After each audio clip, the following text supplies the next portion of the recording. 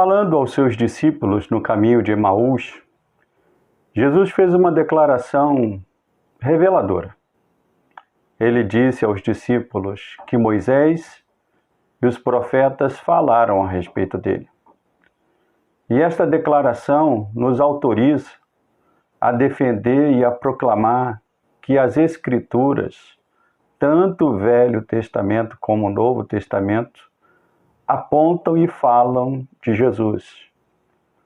E esta série que começaremos hoje com este primeiro episódio tem a finalidade de mostrar aos irmãos e amigos como fazer aquilo que os antigos chamavam de uma leitura cristológica do Velho Testamento. Neste primeiro vídeo, faremos uma leitura cristológica do relato da criação e da história dos patriarcas. Vem conosco e nos acompanhe nesta série.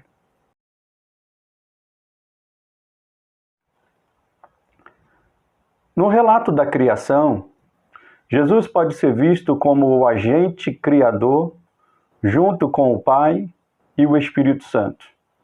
Quando lemos a declaração, façamos o homem à nossa imagem, segundo a nossa semelhança. E essa verdade que está lá em Gênesis capítulo 1, ela encontra eco, uma correspondência, na declaração que João faz na abertura do seu evangelho, quando ele diz: todas as coisas foram feitas por intermédio dele, e sem ele, nada do que existe teria sido feito. Jesus também pode ser visto na declaração que Deus fez ao homem quando este caiu em pecado, dizendo que haveria um descendente da mulher que iria esmagar a cabeça da serpente. E esta verdade, sim, ela encontra eco também nas palavras de João, agora em sua carta, quando ele escreveu que Jesus veio destruir, desfazer as obras de Satanás, a serpente. Então, sem dúvidas, Jesus destruiu a dominação que o pecado exercia na vida daqueles que creram no Evangelho. Então nós podemos ver Jesus na criação, podemos ver Jesus na promessa de Deus de que o descendente da mulher esmagaria a cabeça da serpente. Então, em Gênesis, temos um retrato de Jesus. Jesus também pode ser visto na era dos patriarcas, Abraão, Isaque e Jacó. Vamos destacar algumas maneiras de vermos Jesus na história de Abraão e seus descendentes. A primeira delas é a afirmação que Paulo faz na sua carta aos Gálatas, que Jesus é o real descendente de Abraão com respeito à promessa, ou seja, Isaque é uma representação natural e circunstancial daquilo que só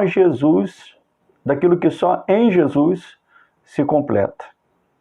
Assim Paulo escreveu, abre aspas, as promessas foram feitas a Abraão e ao seu descendente.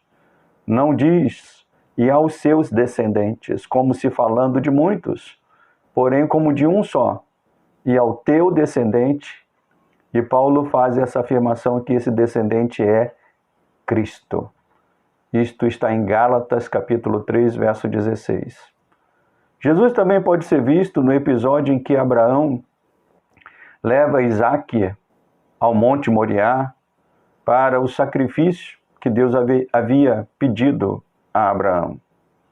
Ele é visto nessa narração desse momento da vida de Abraão. Jesus é visto na figura do cordeiro que substitui Isaque e o cordeiro é morto, fazendo uma prefiguração daquilo que iria acontecer na cruz, quando Jesus se tornou o cordeiro substituto em nosso lugar.